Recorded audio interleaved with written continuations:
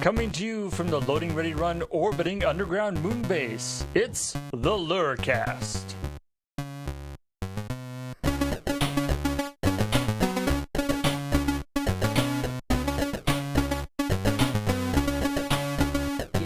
It's the LRRcast. Yay. I like how every single time somebody has to be like, yay. Well, It's there's like, just like that uncomfortable silence Yeah, after the introduction that nobody knows quite how to fill, and a yay kind of like. well, what's interesting is that we've never, we could easily have discussed this years ago and been like, all right, once the intro is done, whoever does the intro will just say, hey, everybody, welcome to the LRRcast when you come in, but we've never, ever actually decided on that, so instead it's just this weird, awkward... Is somebody going to say something? Yay! Or Kathleen sings. Kathleen starting a little... her little song. Yeah. Usually it's not so much a song, it's more like a jam. It's She's the like, jam, doom, yeah. doom, starts a little musical thing. That's true. Anyway, welcome to the LRRcast. I am here today with Cam, Hello. and I am Paul, and over here is James. That's me. Yay. Yay. And so for this podcast, we asked for some questions on Twitter. And Topics, not questions. All right. Specifically Topics, topics. 'cause we've had that not problem questions. before. If you ever see somebody tweet from the Loading Ready Run account that we need topic ideas for the LRRcast, that isn't to say we're recording an Ask Lur, so we don't need specific questions. We need broad topic ideas so that we can use it as sort of a jumping off point for our discussion. And I got to say that the majority of people this time around actually properly gave us topic ideas. There were a couple specific questions. So also people being like, play Commander. yeah, it's like, wait, what? Which is, I mean, a fine thing to be doing. Yeah. but not quite what we were looking for in this particular podcast. Did you see Subway tweeting about how they had severed relationships with, the Jared Fogle Foundation? Yeah. And the top reply, or the most retweeted reply, was somebody who just replied with, "Bring back Applewood smoked pulled pork." Some people, will take any kind of... any avenue they can get. Yeah, but Yeah. I just love the brushing. Yeah, okay, fine, you got rid of him. Bring Good job. back Applewood Yeah. smoked pulled pork. So it's like, there's somebody watching this account right now. Yeah. If I This is my chance. tweet, yeah. Anyway, so one of the topics that was brought up a couple times, which kind of interested us, was the idea of where are you... Cam was able to say it. Neither James or I were able to articulate it properly. Are you where you thought you would be when you were younger? Yeah. Right. So we thought we'd kind of... So when you were young, what did you imagine your life would be like versus where we are today. where So you are today? there's a couple ways we could look at this. We could look at it at, I feel like we want to look at it at two sort of very different points in our lives. One where Loading Ready Run didn't exist, and one when Loading Ready Run started to, right? Right. Obviously, when I was 5, I wanted to be a hockey player because I was a 5-year-old Canadian boy. Right. But when I was 20 and Loading Ready Run had been going for a year, I would have never said that this right now with this headset and talking to you guys would be where not necessarily where I wanted to be, but where I thought I'd be for sure. Right. Well, So- what about like 20 years ago and then like 10 years ago? Sure. I mean, so 20 years ago for all of us here was like It was like 10, 12. Yeah. Yeah. somewhere in there. When I was 10, I mean, at that point, I still probably So wanted to in, be... like early 90s. Yeah, I still wanted to be a hockey player again. I mean, I played hockey as a kid from the ages of 4 until I was 13. So, I mean, if you look at any school project that I did in basically elementary school, asking me what I wanted to be when I grow up, it was just, I want to play on the NHL, right? Because So, that's just what you do. Were you actually pretty serious about it? Yeah, I was pretty serious about hockey until I hurt myself. And I think we've talked about that on the personal injury podcast that we did quite a while ago, but Career tragically it was cut short. it was essentially a career ending. I was 13 or 14 and I really badly hurt my ankle, and it took me out of hockey it was going to take me out of hockey for about a year, and I was going to miss probably one of the most important years. It was the year where I got hurt right at the start of the year where contact was becoming a thing. Right. So, Did which you is get hit while playing hockey? yeah, Oh, okay. yeah. I mean, that's why I hurt myself. Not because of the hit, but because of I got hit into the boards and my skate got caught between the boards and the ice, and I fell, and the ankle just kind of went like this. And I mean, again, we've talked about that before, but it's one of those things where it's like playing hardcore hockey and then you like trip down the stairs. Or something. It was an injury while at practice, actually.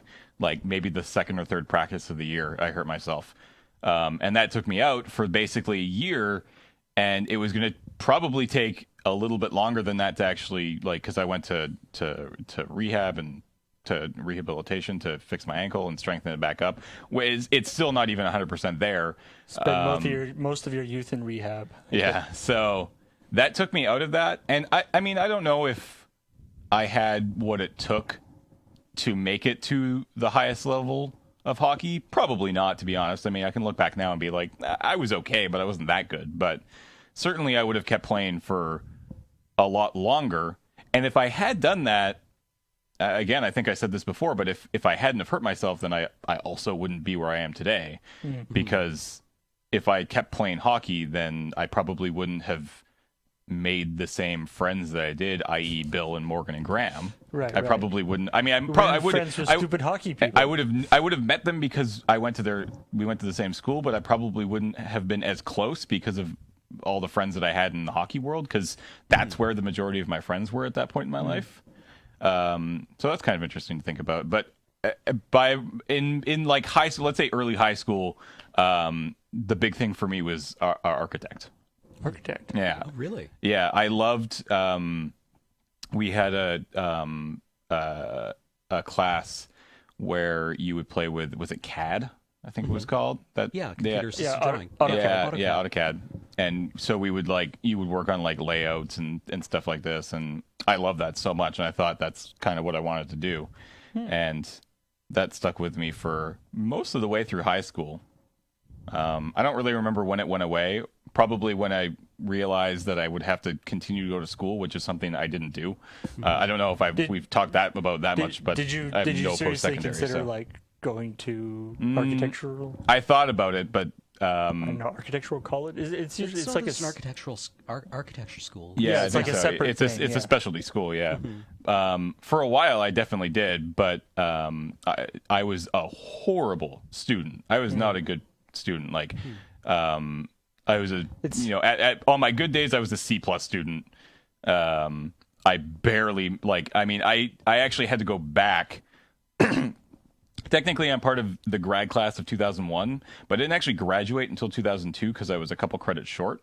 So I had to go back and I took history 11 or something like that to gain the last, I was short 2 credits or something like that. No, I was short 3 credits, which meant I had to take a 4-credit course.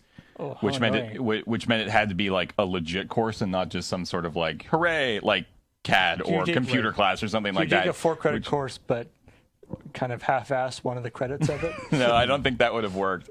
But so I went back and had to do that, and that kind of threw me through. I was just bad student. I didn't have a language, so I dropped out of French really early. So I couldn't go directly into university because you need a language to get into UVic. 11. So I ended up going to Camosun, which is our college here in town, for a year and a half, just sort of noodling around, taking random courses before I was like, I'm just wasting my money.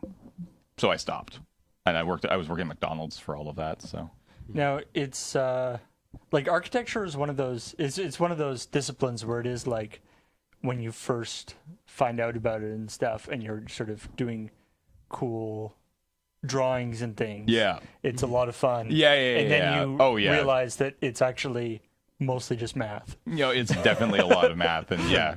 So. And it's that's less. Yeah, that's less good. It's I always remember in Red Dwarf, they talk about how Rimmer got straight A's in geography. Up until the point where you need to do better than just coloring in the maps really nicely. Right. And when you had to actually have to start knowing things, his grades went down by a lot. I always think about that. Where there's a lot of things like that where it's the first part of it is really fun. Yeah. And then when you learn actually how it's done for real, it's Yeah. That sucks. So Well, yeah, so that was me. So for the first, I would say for the most of my early teenage and mid teenage years, I wanted to be an architect. So, but that was my sort of dream. Yeah, well, my dad wanted to be an architect as well before he went into law, and what happened was that he applied to architecture school, and they told him that his undergraduate credits, because I think he wound up with an undergrad in economics, he would need to go back and do a bunch of his courses that he already had, but the architect equivalents of them. Right. And he was like, no, I'll just go to law school. Right? Which sounds like, kind of a nice option to have. Yeah. But he still, draws house plans, I guess. Yeah. It's just like a hobby, which is the fun part. Yeah, and Yeah, that, but I mean, I still do that to this day. Like, I think, like, as recently as early this year, I was sketching out, like, man, if I won the lottery, this is what my house would look like kind Yeah. of thing, right? So secret passages and bookshelf doors and, all that jazz. But Well, and I mean, some of that kind of information is actually, useful just in general, like space planning Yeah, purposes absolutely. and stuff. Well, and like in Vitruvius, right? You need to plan your building in such a way that it makes use of the local landscape and is appropriate to it and Yeah. appropriate to the uses. And I always thought that was really interesting, that architecture is more than just not only is it just a matter of putting down a house that stands up, but it also has to have these humanist elements where it needs to be used by people in a way that's useful. Yeah. I keep using I use the word use too much here. It has to be functional for the people who live in it and pleasant, but it also has to make nice with its environment. Right. As Well, well. there's different sort of disciplines. Like when we talked about it a little bit in the last podcast, but when I worked at a museum design company, of course there was. I mean, usually the actual buildings were complete, but there was a lot of interior architecture that needed to be designed, and so a lot of the time it would somebody one of the professional architects, designers would do architectural drawings by Right. hand for a thing, because they were doing it kind of sketchily, and then they would give it to me, and I would have to scan it and clean it up, and go over it in Illustrator or in to make it sort of nice. Yeah. And I was always petrified that somebody would actually use that. I'm I'm just making it look good. I don't know what all the measurements are not I'm doing this in Illustrator, not AutoCAD. Yeah, Right. exactly. I'm making it look pretty so that it works for the proposal. Yeah. I don't want somebody to build something with this and then people die. Yeah. Please do not build anything with these plans. Somebody who actually knows how buildings don't fall down should be looking at this. Yeah. Right. So Cam, how about you? Well, I have kind of always known that I wanted to be a scientist in some way, and I'm still working towards that, but at a much slower pace than I imagined I would have when I was 10. Right. So when I was 10, I came from one of my earliest memories is watching Carl Sagan's Cosmos with my dad on PBS and listening to the soundtrack while I drew spaceships or whatever in the living room. And so that was really powerfully formative for me. And as a 10-year-old, 12-year-old, 13-year-old, when you begin to imagine a future for yourself beyond just being a kid, I would have said that I wanted to be an astronomer. Right. And having only a very vague idea of what an astronomer actually did, it sounded pretty good. But now that I have a friend who actually is one, I'm like, yeah, it's probably not for me, which is good because I never had the chops for it anyways. Because physics is, it's not quite my discipline, Right. I guess. Physics is. Yeah, it's for other people, right? I do something that's tangentially related to it, but yeah, I'm content to leave it to those other people who actually have some kind of proficiency with it. So, yeah, really what happened there is that it crashed and burned, and I think I've talked about this before, where I went to school and I started off in physics and astronomy because you come out of high school and you've been doing career planning since you were 13. Yeah. And you first get into school because somewhere in the Ministry of Education, they decided that the real problem with youth unemployment wasn't there being no jobs, but that kids had no idea, what they wanted to do, and if we could just convince them to be plumbers when they were 10 years old. Yeah, then, exactly. they Yeah. would fix everything. So I was like, okay. We want to make sure you know what you want to do. Not that there'll be any jobs for that thing, Yeah. but at least you'll know what you'll be qualified to do the jobs that aren't there. Yeah, exactly. You will have a dream that will be well articulated, and there will be a plan for it, but it's not going to happen. And we'll just leave out that last part.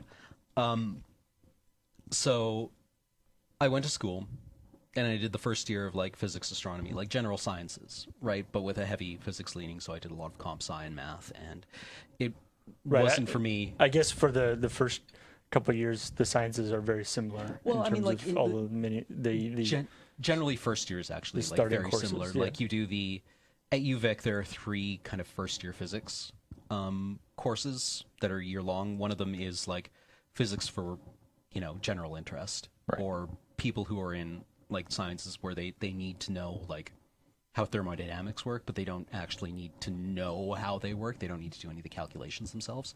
And that's kind of like physics 102, where it used to be. Physics 112 is like, okay, so you have general interest physics. 112 is physics for science students who are non-physicists. And then physics 122 is the physics for physicists, which is like, instead of being given the formulas, you have to derive them. Right, and integrate them, and it very quickly pulls you into a lot of calculus. and figuring out why those things are the way they are. Yeah. So it gives you the background instead of just giving it to him. Like it's, I suppose the distinction would be, if you're interested, if you need to use it, but you can ask a physicist for help, because there's tons of them in a building over there, and they'll collaborate with you on a paper if you need it, and if you need to do it yourself. Right. Yeah. If you are the physicist, that other people will ask for help. Yeah, so I did the if you need to do it yourself course, and it was hard. I mean, like, now it all seems so easy because I've developed in a way that, or my education has developed in a way that I could, just do that kind of thing casually now with enough time and repetition at it that I can just kind of like know how to do all the math on my own. But at the time, it was really unrewarding, and like having that expectation. And this is going to sound like, kids are so entitled, but it's not quite that. It's that I had this expectation of what I wanted to do, and then being confronted with how to do it sucked. Yeah. And was uninteresting and unrewarding. And so I wound up dirtling around in school, and then having to leave school, and then coming back and completing my degree in English Lit, which I thought was really interesting and I really liked doing, but wasn't a career path. Although now we're learning that the arts may be one of the few actually viable career paths that won't be taken over by machines in the next couple of decades. Right. We are working on that technology. Well, yes, we are. But for now, it's reasonably secure. Until Little known fact: Alex, robot. Yeah. No. Yeah. I mean, you heard- he's a pretty Yeah, he's pretty entry tier. Yeah, entry. Yeah, he's got a few glitches. Let's just say that. But like, yeah, he's the tier of robot that can operate quadcopters, and that's really useful. Right.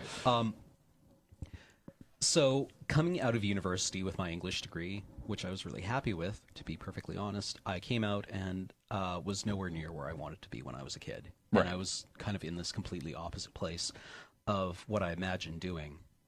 But you weren't like you were happy. Like you weren't necessarily.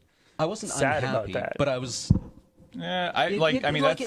It sucks to crash out and not be where you thought That you is would a be. massive flaw of the system that at least we like. I haven't been in elementary school or high school for a long time, but man, I hope that how they did that, like you need career planning and figuring out what you need to figure.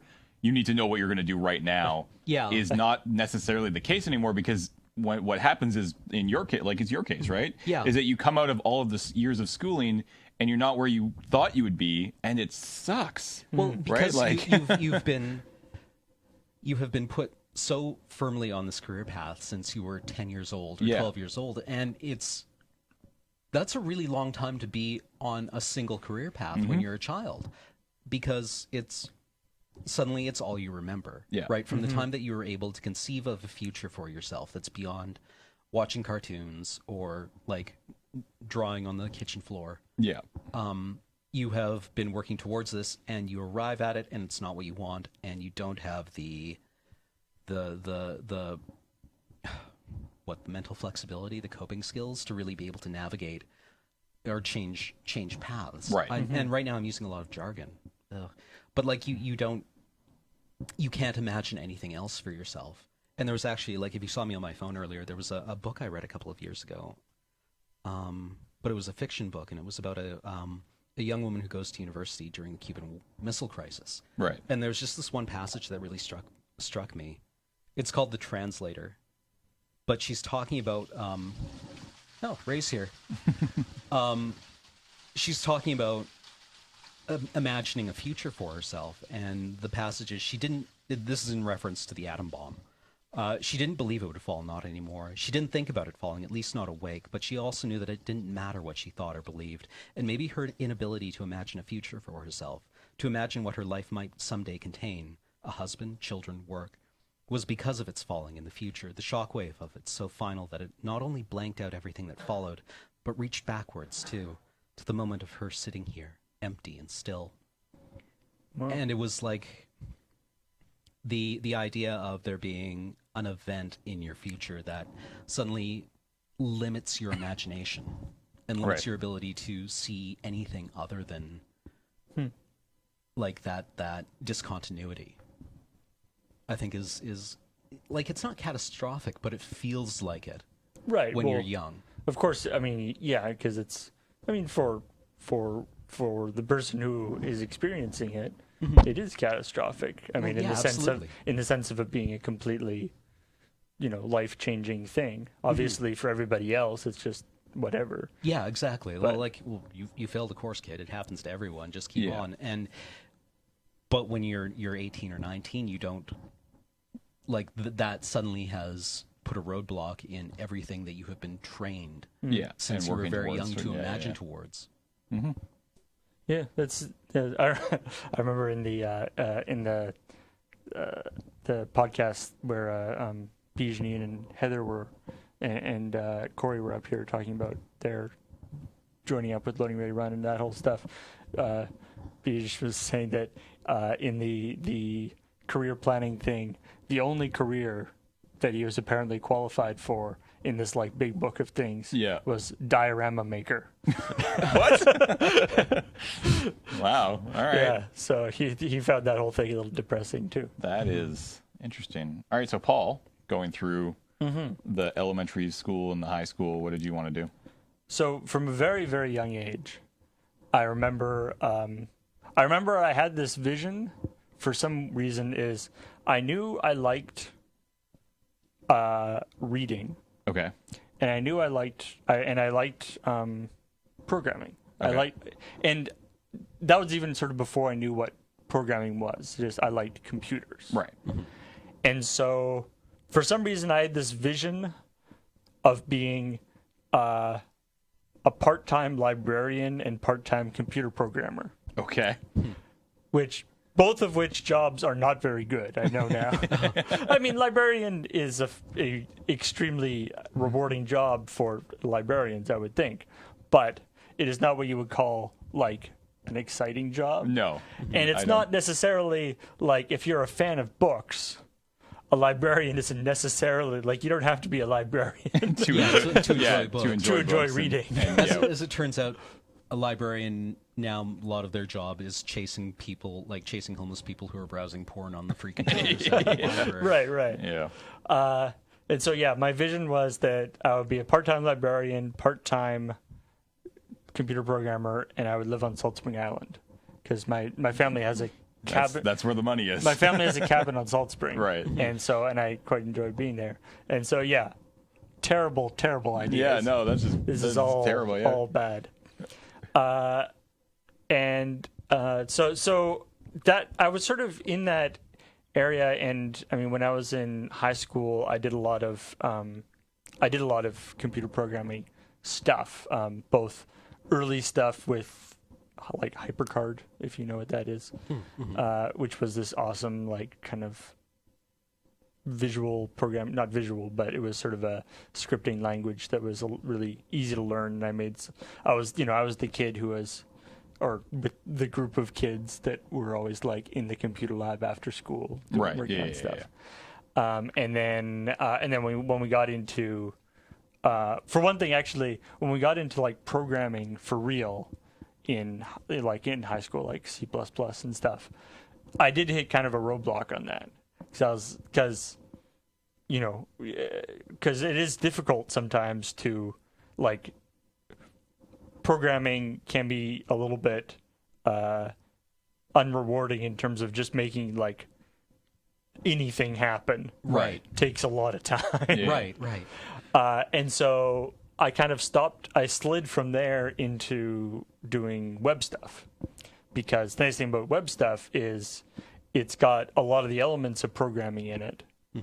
You do, and especially if you go into JavaScript or scripting stuff with PHP or stuff like that, where you're programming, but it's basically, I mean, in a lot of ways, it's like just the fun parts of programming. Like it's just the like front end stuff that people get to see, and you get to build stuff that people use immediately. Well, it's also something that you see immediately too, right? Right, exactly. You get this immediate like, oh, okay, I just made that, and it's like a function, and it's functional too. It's like, I'm not making like a piece of database software or whatever.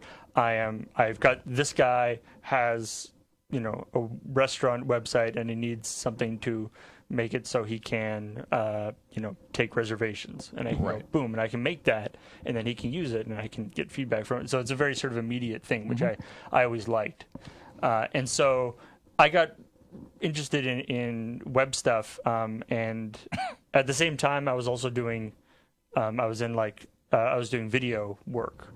I was in the video club at school that filmed all the school functions. And I worked as a volunteer at the local TV station, Shaw cable station. And so, we did all the like career personal planning stuff in classes, and my stuff always turned out into kind of tech fields. Yeah, I mean, and that's going to be I mean, if the other guys do this as well, that's kind of a very common thread with guys our age too, is that we were coming up right as that stuff was sort of getting going. Right when working with a computer was actually something that a lot of people could do, and not just certain people. Who here remembers reading microserfs? Yeah. Right? Yeah. It was like coming up around the first generation of the dot-com millionaires in Silicon Valley. Yeah, but the internet and reading Wired magazine. Yeah. I do remember though that I actually remember my mom telling me and thinking about it, that my mom saying, being like, because she knew I was, big into this computer stuff, and she's like, what you're going to do in your life probably hasn't been invented yet. Yeah. Because stuff. And so then when I graduated school, I was like about halfway through grade 12. I was like you. I was like, I'm done with this. Yeah, no more school. I did. I got my grade 11 French, so that I had because at my school you couldn't graduate without your grade 11 in a language. I got it in summer school. Okay. I got it actually in summer school, in grade 10, like before grade 10. Oh, okay. I got my grade 11 in summer school. Okay. To get it done. Get it because over and done with. Because then I had a free period, which was nice. Yeah. And then between grade 11 and grade 12, I got my grade 12 English in summer school, which was actually kind of cool. It was like 6 weeks, 8 hours a day, like essays and stuff. Like, and by the end of that, like I was actually like, I felt like I was like writing better than I have before. Yeah. And I did pretty well in that. And then again, it was done, and I had free periods, which I liked. Yeah, spares were the shit, yo. Yeah, and then, but I was really, and my brother's 3 years older than me, and he is extremely academically oriented. I mean, he has a PhD now and everything. And he's in, doing hardcore math and science stuff, and and I sort of knew instinctively that was not what I wanted to, Right. what I wanted to go into. And so I heard about this, I was sort of researching and looking for stuff on like graphic design and web design and that kind of stuff. And the general consensus that I found online was that at least in BC or in the sort of Pacific Northwest area, there were only 2 places that were worth anything in terms of graphic design. Yeah. And that was Emily Carr in Vancouver. Yeah. And Malaspina, Which is just up which island is from us. in Nanaimo, which is now called Vancouver Island University. And so I went to the Vancouver Island University website, and I started looking at their graphic design program. And at the same time, I saw this other program that they had, which was called Information Technology and Applied Systems. I don't think they do this program anymore. I think it's evolved. Changed, It's I'm sure, evolved. yeah. And this program that I did was, you spend 1 year doing computer, like full-on computer tech stuff. So the first thing you do in the course is you build your own computer from parts. Like what? Like a breadboard, and you're putting resistors. No. in it, or- You assemble it, Oh, okay. which is not that impressive to a lot of people, but I hadn't actually, like, I was a Mac guy, so I hadn't done that before. Right. Yeah. Right. So you put your own computer together, and then that's the computer you use for the rest of the course. And then it was, all the, not only the hardware stuff about, how hard drives work, how RAM works, all the stuff, and how to repair these different things, but then also software stuff. I'm a Microsoft Windows 2000 Pro certified professional. Sick. I passed I passed the exam and everything. Totally useless. Certainly now. I could have. Yeah. I could have gone for if I'd gone for XP, I would have been in business. Yeah. But no, I was just a little too early. Yeah. I think we all only got rid of XP at the university 2 years ago. Yeah. I remember those emails going around where everyone was like, "If you're using XP, upgrade now." Yeah. But yeah, Windows 2000, not so much. But anyway, so we did that, and then the second year, there was the option to either go into digital media, Right. which was web design, graphic design, or go into more like networking stuff. And so I went into the digital media side, and so that taught me a bunch of stuff about graphic design and a lot of the like JavaScript and programming and all that kind of stuff that I learned. And so it was one of those things where it was a very hands-on, like it was a very applied course. And it was just a 2-year program, and that's all I have. Yeah. It's I guess a diploma. I think it's like I have like a diploma and 2 certificates, because you got a certificate for each year. For each year, yeah. Which and there was actually there was an opportunity to stream from that 2-year program. They had a thing set up where they were going to accept the courses from that 2-year program. You could stream to take another 2 years and actually get a full business degree. Like they would, you would basically, because you had taken all the non-business courses already, Right. You could just take the business courses and do it. and- And I was actually going to do that, and then that program never actually happened. Okay. And that was my like, and so it was funny. Like, I applied for this program at Malaspina, and it was quite a fairly not exclusive program, but like it wasn't like university program or something where there's like 200 people in the first year. Yeah. It was, I think, 30 people. Right. And quite a few people applied to it. And so I applied to it, and you had to do an interview process and stuff. That is the only post-secondary institution that I applied to. Oh, really? So if that hadn't if worked that out, hadn't worked out, I probably would have been in trouble. well, not in trouble, but certainly at a very different. It would have been Would have set you on a very different path in life. Yeah. I did not have any like safety school type stuff. I hadn't really thought about it that far ahead. Yeah. So luckily, it turned out and I got it, and I really enjoyed it. And it was one of those things where, obviously with any technology course like that, like I was saying, I'm certified in Windows 2000 professional, which is not useful right now in terms of Yeah. certifications, but it's that thing where, teaches you it doesn't necessarily, as well as teaching you the specific technologies, it also teaches you what you need to know Right. for, and how to continue learning things, and how, where to go for resources, and what to do when you don't know where something is. Right. Google it. Yeah, go to Stack Overflow. Exactly. That didn't exist then. Stack Overflow was great. Well, I love the joke about how must suck to work for Stack Overflow. Who do you ask for? Yeah, because when the site goes down, you can't check Stack Overflow. You're the only people on Earth who can't check it, right? I love that. For help with your problems.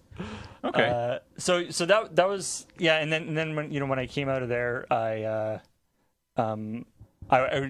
as part of the course, I actually during the summer I did you had to do a practicum, Right. which is sort of a unpaid Work placement kind work of, placement thing, and I worked for the Victoria Freenet Society, which I don't know if it actually still exists, but it was a internet. They were like a sort of community access internet service. Back in the day when internet service was, they had a room that was just filled with modems with Right. phone lines attached to them. Yeah. Oh, God.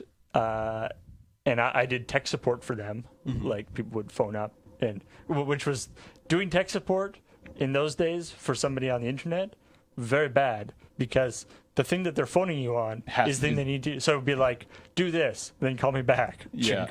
Right. Did it work? No. Okay. Well, we'll try this. Then call me back. Oh, God. Yeah, I remember convincing my parents to get a second phone line for the modem. Yeah. I guess if they don't call you back, you assume it's working then? Or something really bad. Or something really bad happens?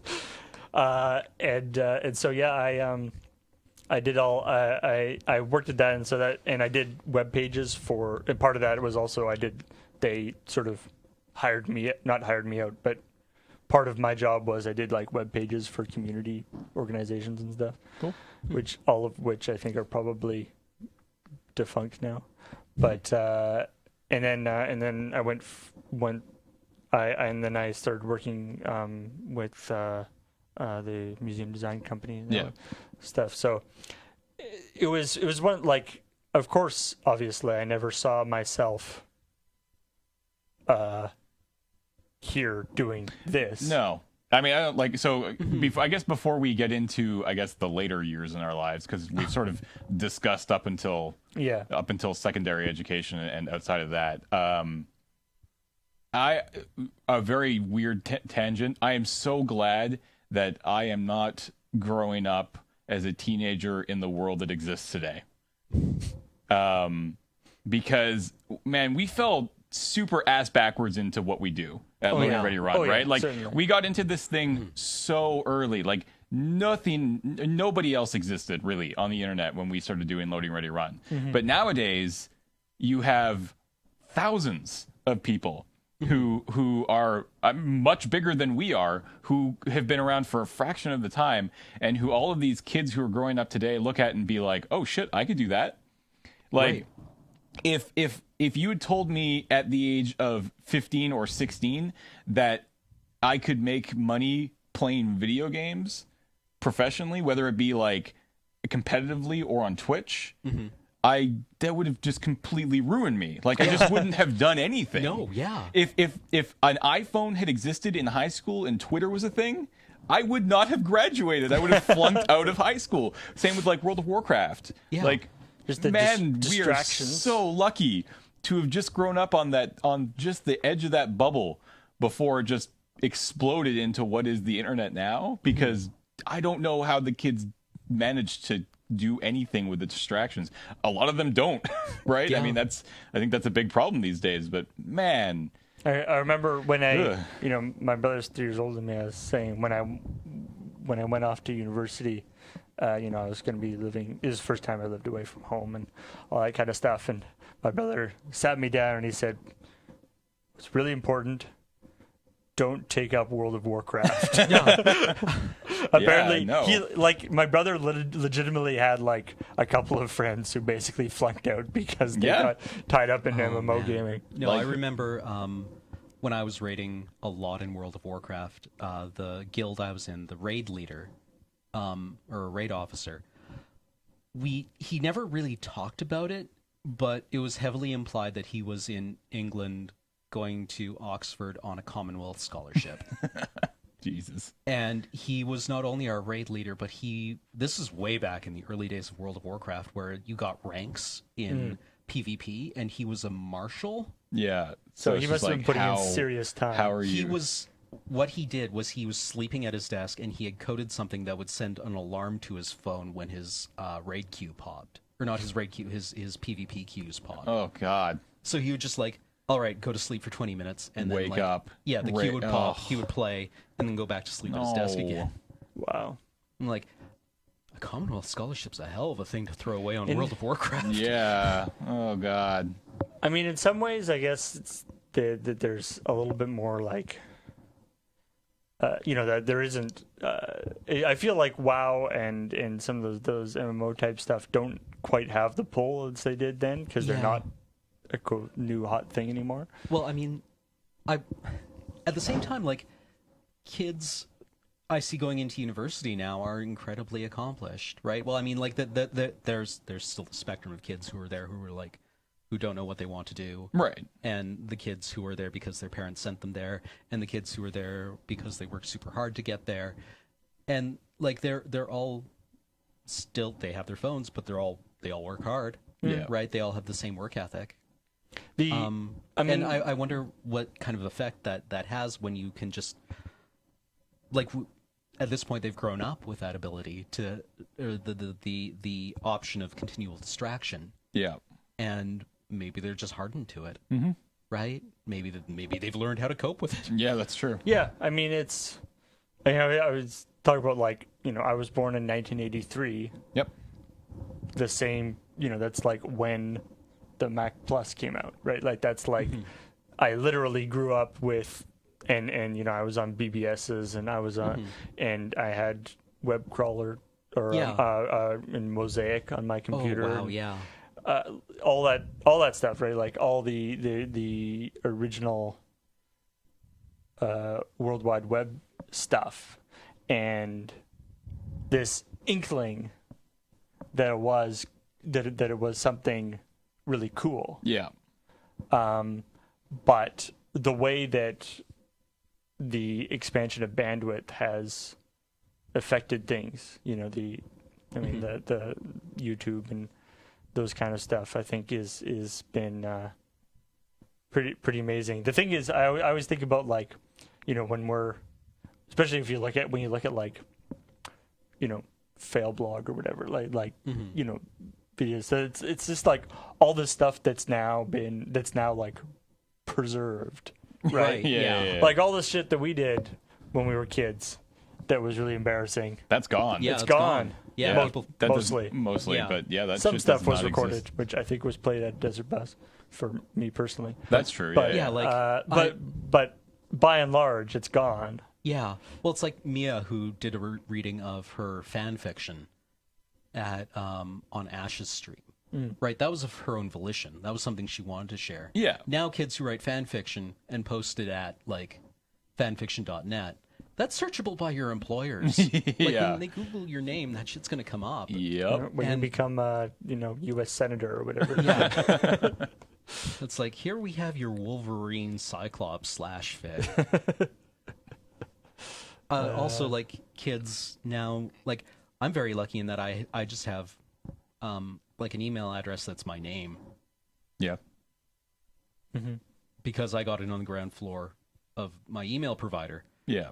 Just realized I almost gave out my email on the internet. So, my God. But now, like, if I did that, I would be like C Lauder 79. Yeah. Or 8,400. And, like, in 100 years, if we're still using email. I'm hoping we don't use asterisk- email in 100 years. No, but, like, whatever your ID will be. Sure. Wave will finally be Yeah, better. Wave will be better. With 15 billion humans around. Yeah. Yeah.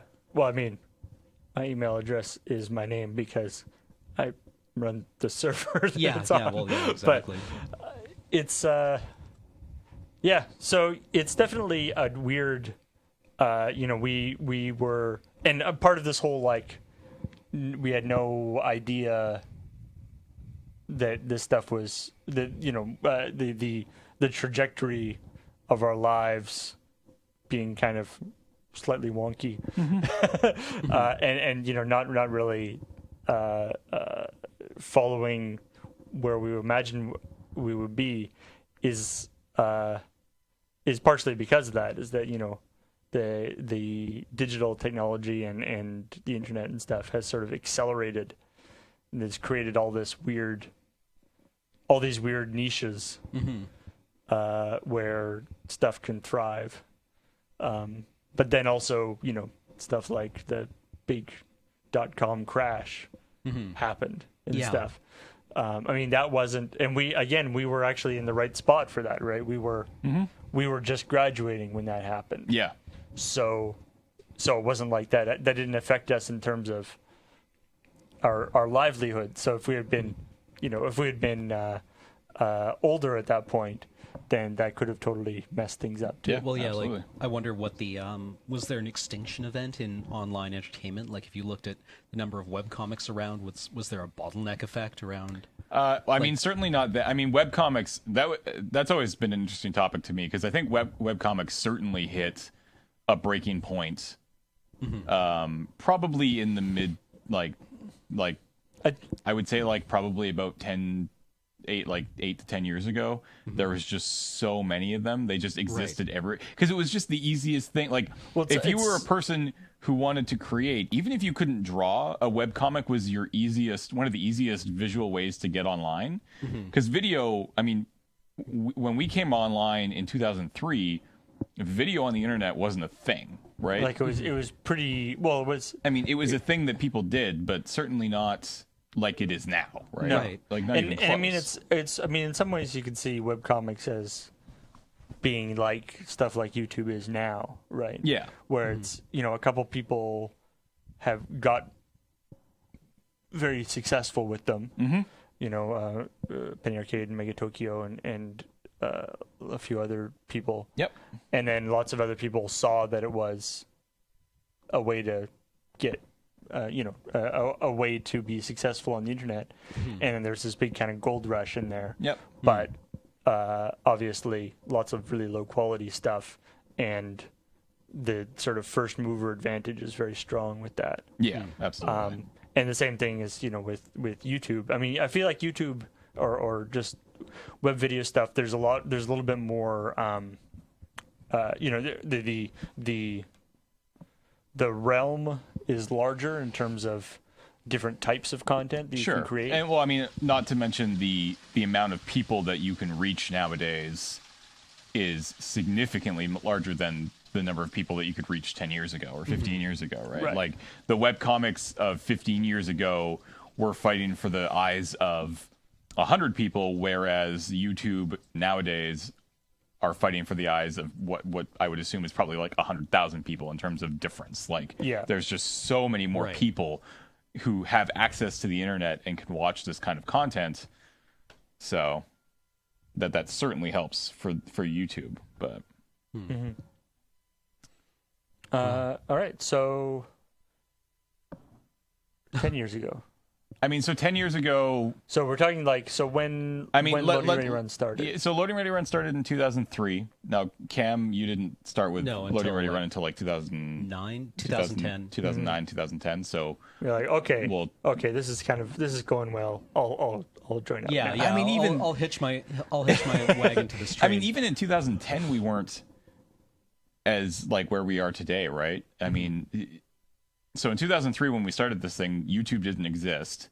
Yeah, it was mainly just you and Graham making a weekly video, the quality of which certainly varied from week to week. And the people and the number of people involved was drastically different as well. Like some weeks it was just like, all right, it's just you and me, or some weeks it's like, hey, we have everybody, let's go do something sort of fun and exciting and stuff like that. So and it was like in Loading Ready Run was I mean, we've talked about this before probably, but it was literally, I think Graham and I were we're doing a few little video things. We did after hours and some stuff, and I think it was like, we were like watching a movie and sort of making fun of it, or like, wouldn't it be funny if? Yeah. And we're like, oh, we should do, we could actually like do that as a thing.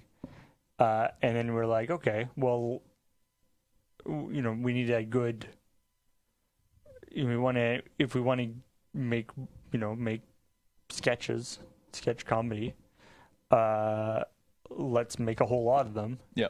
And I wonder if we could do one a week. Yeah. And so we did. Yeah. I mean, sometimes, and a lot of the time, especially in first years, they were not good. no. And they were like, or we at that point we updated on Fridays. Did we update on Fridays? Wasn't it Monday and then we went to Friday and then we went back to Monday? Or was it Friday, Monday, Friday? I don't think it really matters for the point of this conversation. We updated on Fridays and then we moved to Monday. Right. And then we stayed at Monday. And we stayed at Monday. Yeah. So, but and so there's quite a few times where it would be like Thursday night and be like, we should make some video. We should probably figure out what we were actually going to do for a video. Yeah. I mean, so like there are very specific eras that I sort of associate with Loading Ready Run. There were the first couple years where thinking of Loading Ready Run as anything other than just something fun I was doing with my friends didn't even enter my mind. Mm-hmm. And that was up until we did Loading Ready Live in 2006 or 7. 6. I think so, yeah. Because 2007 was the first year we did Desert Bus. Yeah. Yeah, so so from 2003 until the summer, like fall of 2003 till the summer of 2006, Loading Ready Run was just this thing that we did, and it was fun, and it didn't matter, and there was zero money involved. Yeah. And it just was like this fun thing that we did. There was no office. There was very little props and costumes. Our equipment was scarce. Most of it was like a couple hour investment a week, if that, like even if I was involved. Mm-hmm. Like there were times, I mean, you can look back on my like filmography on the wiki and you can see that my involvement in like season 2 was probably the smallest. For a very good reason. I just got a new girlfriend, who's now my wife. But, so I look at it like that, and looking back then, I never would have thought that we would get where we are now. And then from 2006 until about the time we joined up with The Escapist, which was 2009 or 10, I think 9 10. was we announced it. Unskippable. We announced it at Desert Bus. Because the thing is, we did Unskippable for a while before we did the rest. So in Desert Bus 3. We announced that starting in the new year that we would be basically joining forces with The Escapist. Mm-hmm. And in those couple years between that and The Escapist, Loading Ready Run had evolved into a little bit more than just a hobby, but still something that I did not ever think would get to be where we are today. And there's still no money involved. Certainly I wasn't getting any money. I know there was money at that point. I mean, I knew there was a little bit of money, but not like nobody was really getting paid, right? Yeah, I mean, before, because there was like merchandise sales and probably little bits of ad, but not much. Like any money that we were making was just going right back into the site. Yeah, I mean, the ad stuff was basically nothing.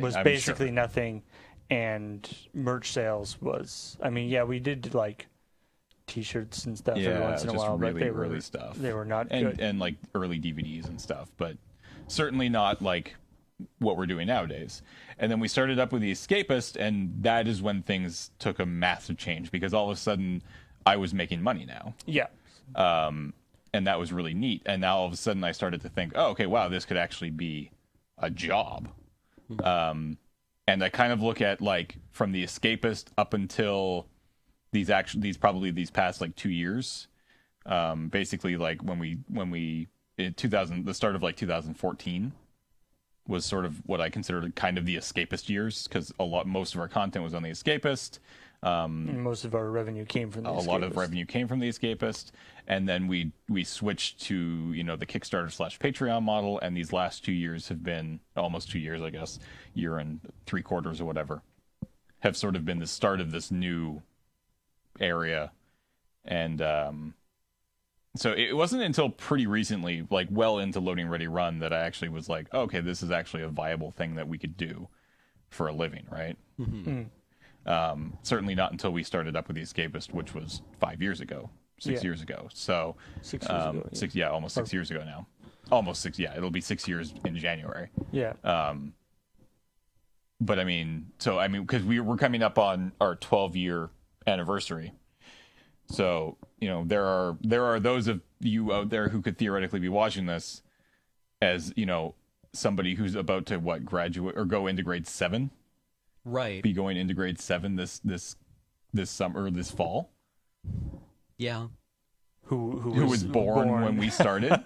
Like, that's obscene. That's insane. Tell you, son, I've been doing internet comedy since you were swimming around your dad's nuts. Yeah, no, like that's actually, we could be talking to those people, and that's ridiculous to me that we've been doing it for so long, but that it's only really been a viable sort of career path for about half of that time, right? Yeah, I mean, it's one of those things where, like, for me, there was the, like, when we got the deal with The Escapist, which made it so we could get our first office, so that it was sort of No, we were in the office because we announced unskippable. Oh, unskippable, yeah, that's right. Because that was the first thing we were doing That's true, yeah. Where we were actually getting paid for some content, specifically, and they were paying us very well for it. There were some issues with actually receiving that money, but but we but that was the first time we actually had an office. Yeah. And so the idea that it was actually like not just us hanging out at home, but there was actually like a space that we could go to. A space that we were going to. But just because of the way my career has sort of always been, like when I got laid off from my job at the museum design company, I started doing web design. Yeah.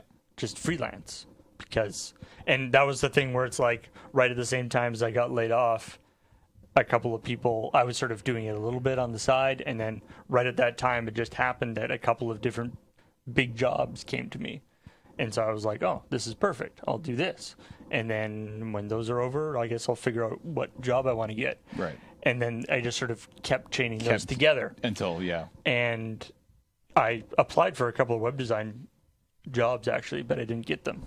So, who knows what would have happened if I had actually got those jobs. But because of that, because I've sort of, my career, for a large portion of my life, my career has always been kind of structured in this in a very unstructured way.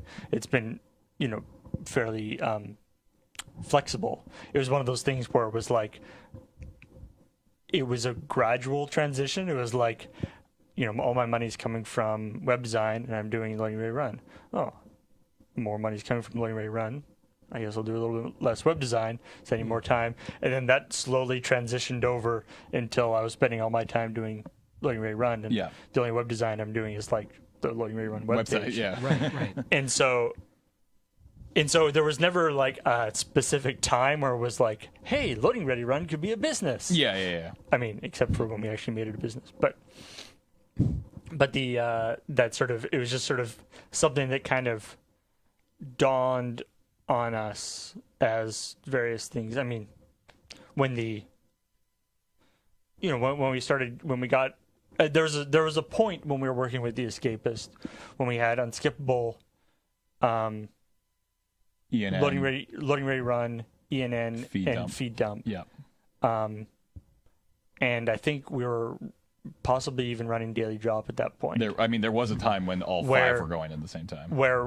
And not only did we represent 90%, it was like us and Yahtzee. Yeah. Were like the only people, like we represented like the vast majority of the content that was actually going up on The Escapist was just us. Yeah. Right. We also, and for their part, The Escapist represented, was paying us extremely well for that stuff. Yep. Because that was at sort of at the time, that was their thing, was that they were actually willing to pay properly for web content, Right. which stuff changed over time. But, well, it's not so much, it's partially their stuff and partially stuff just in the world in general. Right. In business and that kind of stuff. But anyway, they were paying us very well for doing stuff, and it's like, holy crap, Yeah. Like if you look at, if you just look at the billings that went out this year, that's like $250,000. Right. Yeah. That's really awesome. That's a lot of money. Yeah. Holy shit. And obviously, that the majority of that goes to doing different other things and stuff. But yeah, and then and then sort of about maybe 4 or 5 years ago was when Kickstarter started coming up. And I remember sort of Kickstarter. We obviously talked a lot about Kickstarter and different stuff about it, and the idea but the idea of sort of running a Kickstarter for Loading Ready Run never really made that much sense. No. Partially because it wasn't available in Canada, but also just because we didn't have like a thing for it to work with. Yeah. And then we did the final year of content and all that, or final year of the sketches and then transitioning over to Patreon, which that is something that I definitely would have never expected. The Patreon? Yeah. Well, no, and because that's I remember. Fundamentally, the Patreon is no different than the PayPal donation button that existed on websites 15 years ago. Right. At the end of the day, it's right. Basically the same thing. Right. But it's the way it's presented. Well, it's the way it's presented, and B, the way that content creation and consumption online has changed over the years, and people. Yeah, I don't think Patreon, exactly the way it is now, would have succeeded 10 years ago. 10 years ago? No, I don't think so at all, because I don't think the mentality was there to. It took a lot of things failing because they were trying to support themselves, in the old-fashioned ways. Yeah, exactly. For a very long time, the internet functioned similar to that of TV or radio or whatever when it came to money coming in for the creators, in terms of like, if you want our money, then we need to see that you're getting these views, and then we'll give you the money. And it slowly has I think dawned on people that, wait, I can just give you money and you make the content, and that's great, right? It's like I remember talking to people a couple of years ago, when we were with the Escapist, and people, there's always the so what do you do? It's like, oh, I make videos on the internet. And you make money by doing that? Yeah. I still have that conversation. Yeah. But there's the, and I always used to say, it's like, for all this talk of, exciting new media stuff, how we were making our money was we make videos, the Escapist pays us for the videos, the Escapist gets their money from advertisers, the advertisers pay the Escapist for views. It's the system that we've used since newspapers were around. Exactly. It's not like an exciting new thing, but that's, I sort of figured that's sort of how we would do stuff. And at the time we were also getting, we were doing stuff with the Coast. Yep. And we were getting other video contracts with people, and that was sort of, I figured that was a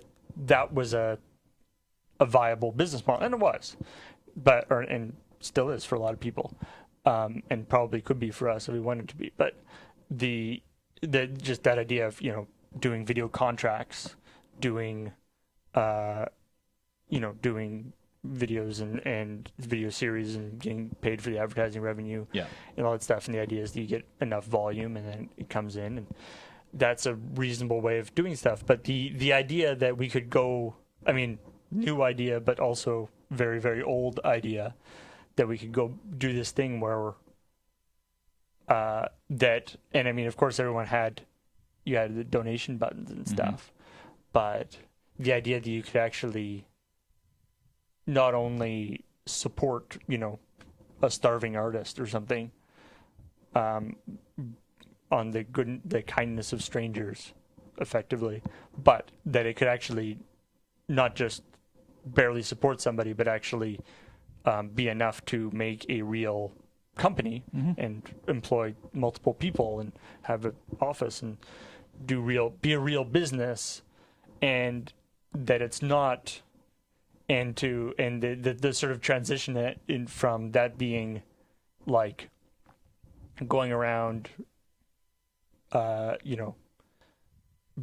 begging for money basically, to it actually being, even though it's not explicit, there's sort of an implicit transaction going on, right? As you're sponsoring us, you're doing the Patreon, we're providing the content. It's not it's less of a sort of charitable thing and more of like a enlightened self-interest kind of thing.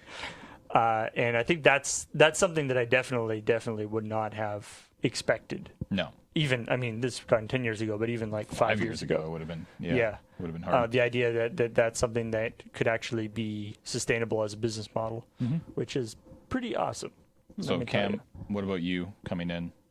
Coming in? I mean, coming in. Like, I'm actually, I almost don't want you to get too into detail, into detail, because I think a podcast with like you and Beej, and Ian, the late arrivals, and talking about people who've come into this thing much later. I mean, would be kind of interesting. They talked about that quite a bit. Did they in that podcast? In that, talking about sort of their impression of us when they first met us and stuff like that. I'll need to listen to this episode. I highly recommend it if you haven't listened to it. I did not listen to it. It's quite fascinating. I don't watch any of this anything we make. It's terrible. Okay, well, I mean, I guess so. You came in 2010. Yeah. So in 2010, we were what office were we in? We're still here. Yeah. I think you had only just recently moved in. Yeah, because the first thing he did was an ENN bit that was here. Right. Because I guess we moved into this place in 2010 then, right? Mm-hmm. We've been here for over 5 years. Mm-hmm. Yeah. Yeah. All the dust around here, that's you. Yeah. Jesus. Not anyone else anymore. New office. All right. So I very vividly remember my first morning coming to a film shooting, because I got here early. And there's your first mistake. Yeah, no one was here. Yeah, no one was here. And I was waiting around because I didn't have a key, obviously. I only got a key a couple of years ago, I think, when we started streaming. Yeah. But I was waiting around, and Glenn comes around back, the owner of the building, and he's like, "What are you doing here?" I'm like, "I'm waiting for some friends to show up." And he's like, "Really? Who?" And so I had this kind of very tense conversation with Glenn where I'm like, I'm going to get arrested. If you I'm had going told to him, be arrested for... if you had told him the video assholes, Yeah, he probably would have been like, oh, okay, yeah. I'm going to just let you in. Go ahead. Where I had no idea who he was. Right, yeah. And, so that was a little intimidating. And then Jer showed up, and he was like, "Who are you?" And I'm like, I'm here to film a thing." Yeah. And he's like, "Well, I've never heard of you." Because at this point, you really only knew Kathleen. Eh? Yeah. I knew Kathleen. I had met Graham. Yeah. But otherwise, I had no idea what was going on. Jared was like, "Well, wait out here, and I'll see if I can contact someone about who you are." Nice. And yeah, I think that was the morning that we shot an ENN. Yeah. Because, ENN was... Or not an ENN. Yeah, no, it was an ENN. Yeah, it was ENN. Because I was on I was an academic of some kind who was working on. I remember it was the plausibility of characters, but really, I forget the entire thing now. I don't watch my own content. And then so you did ENN, and then you didn't just hang because it was a couple months before you did something else, wasn't it? Yeah, I mean, like, I was going through kind of a rough emotional patch at the time. So I wasn't really available for a lot of things, and also I was in school and kind of much more dedicated to school than I would be in subsequent years when the LRR equilibrium started eating up more of my time. Yeah. Once we lured you away from from school. Yeah, my grades went no. So I think the first sketch I was in was either Columbus of the Internet or it was the time travel one. I'm pretty sure it was Columbus of the Internet. I thought it was the time travel, the one because we're the one in the hallway, right? Yeah, up at UVic. Yeah, I thought that was your first video. Me too, but people always say it's Columbus of the Internet. I mean, we can easily fact check this. Like, this is not a hard thing to figure out, but we should look into that because I'm actually curious. Yeah. But yeah, I remember because that's I think the first time I met you was. Because I feel like when we shot Columbus of the Internet, because I was there for that, I had already met you, because you were in the time travel video, right? So that's my memory. Yeah, that might have shot them out of order. But. It's true. Or, I mean, they aired out of order. Aired out of order, but unlikely. But yeah, like the reason I was around to meet Kathleen. Well, I knew Kathleen from my time at UNBC because she was editor of the newspaper, and we kind of moved in a lot of the same circles, and we had met. Yeah. And then I wound up graduating and doing the series of jobs, and like if you want to do the 10 years ago thing, I would have been in a job that was fine in my hometown. Yeah. Doing a job that was fine and paid okay and was absolutely nothing to do with what I thought I would have been when I grew up, but was a comfortable enough rut. Right. Right? Yeah. And then the series of things happened, and I wound up being in a position where I could go back to school, and I was like, yes, give. Yeah. And I did, and I wound up here. So, yeah, I kind of fell ass backwards into the whole thing. Yeah. Which sounds like it's welcome to our world. Yeah, it sounds like the de rigueur. Yeah, I mean, it's always that thing where it's like, for every single one of us, every single aspect of Loading Ready Run, you know, it's the butterfly effect, right? Yeah. If all these weird things hadn't happened all at the same time. Yeah, so I guess who knows? It means that in a few years we'll be like talking to kids who are like, yeah, I just couldn't make it happen, right? I wanted to do what you did, but I couldn't make it happen. And it's like, well, did you try posting updates every week? Because that's all we did. Yeah, and, I mean, where we'll turn into like it's like if James hadn't twisted his ankle, you know, who knows? I mean, or when our parents are like, well, have you tried dropping off resumes at the places where you want to work? And being like, that hasn't worked since the 70s. Yeah. Right. Yeah, I mean, that's the idea of all these little things that have to happen, I definitely think about a lot because I'm a firm believer that Loading Ready Run is where it is today because of basically everybody involved, right? Right, exactly. I mean, there's every chance that if I had never twisted my ankle and become friends with Graham, that Loading Ready Run still wouldn't have existed. But it wouldn't be where it is. It would certainly exist in a different form. It would exist in a different form if you guys had gone on YouTube. Yeah, oh God. And blown up, I wouldn't be here. Forgot. Right? Yeah, I mean, that's definitely one of the big ones is what if we had just been like, nope, YouTube day one, go. I don't even know where we would be right now. I mean, I would probably be, Matt would just be like I'd be in Hollywood. hooked on heroin or something like that. Matt would just be in Hollywood and have left us all behind. That would have been amazing. I would have loved that story. But, yeah. Well, ass backwards. Ass backwards is the Loading Ready Run motto. And it's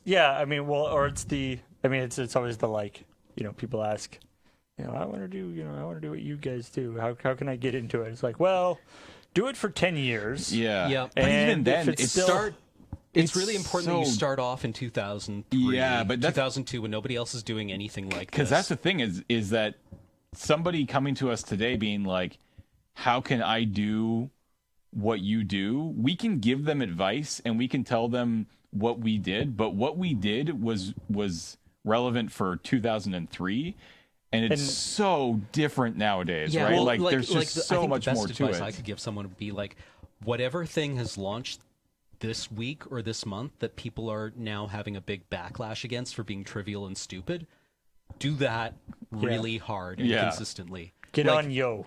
That's going to be the new Yeah, thing. it's like whatever comes Yo-based after humor. whatever comes after Vine. Yeah. Because Viners are now like established and ossified. Yeah. And, like, It's the like. which means that we're now just on Vine. Yes, exactly, and Yeah. Instagram. Just getting onto those sweet social networks that existed, Yeah. 10 years ago or 5 Yeah, years I ago. mean, and that's also the other thing is that if you want advice on how to get big on YouTube fast, we're not the ones We you are should not be talking to. no, we're not. Or basically anything. Like that has been the consistent story of Loading Ready Run is we make our thing, we make our content, and we produce it, and we're super proud of it, and then we move on to the next piece of content, and we just keep going like that, and we produce massive volumes of content, and which we're really proud of, but the aspect of getting people to actually look at the content has always been kind of mystifying for us. Thankfully, we've sort of, and we've built up an audience through word of mouth and through various different things over time. And obviously, you people watching are a large portion of that. Yeah. But we don't have we're not very good at the whole, like, getting extra people. No, I mean, getting more people to watch. Our audience it's not big. Like, we don't have a massive, there are YouTubers out there who have existed for, a year or 2 years who have millions of followers, right? Whose videos get hundreds of thousands of views. We've existed for 12 years before YouTube even existed. We just are about to hit 65,000 subscribers on YouTube. We never found that massive audience. And I would be lying to say that some days that maybe annoys me a little bit, because it would be cool if our audience was 10, 20, 30 times bigger. But certainly the audience and the community that we have created, I am unbelievably happy with. Because the fact is that if our audience was 10 or 20 or 30 or 50 times larger, the community wouldn't have that same feeling that it does. No. Yeah, and it'd be fundamentally and it different. is one of the things I am most proud about when it comes to Loading Ready Run is that we have created a really amazing, welcoming community of people. Yeah. Well, yeah, that's something that always floors me is that, like, on our Twitch chat, whenever I'm playing a game that has like a large established fan base, and people come in because there's like 300 people watching me on Twitch, Sure. and they're like, this chat is so different. Yeah. Yeah. Yeah, we've got the quality, We've got the quality. We've spent... and the quantity has come over time. We've spent 12 years perfecting the quality and quantity. We're not one or the other. We're both. Yeah. And I'm proud of that. Yeah, we're the Dreamcast of We are the Dreamcast of internet. Wait, of no, that's internet not good. content. No, it's fine. It's okay. People still love the Dreamcast. people will have fond memories of us long after we're dead. Dreamcast broke all the time, though. No, it's fine. We're okay. We're one broke all the time. We're one of the good ones, and we often break. Yes, he's right. All right, I think that's going to do it. I feel like we've been talking for a very long time. Probably. It's 5 afternoon, and I feel like we started this thing before 11. I don't know. Yeah, I feel that's like we've been probably going right. for over an hour. So All right. we're going to wrap it up. We should have a clock somewhere. For Tap Tap we do, but not here. Yeah. We'll get it going. Well, I've been listening to other people pee for like an hour. It's getting really like. As always. Where do you see yourself in 5 minutes? 5 minutes. Yeah. In the bathroom. Yeah, No, already it's out of like the bathroom, you- hopefully. You're about to listen to me pee is what's Yeah, happening. that's fair. All right, guys. As always, this podcast and all of our stuff, almost all of our stuff, is brought to you by you guys over at patreon.com/loadingreadyrun. And we super appreciate all of the support that you guys have given us over this past year. It's been amazing.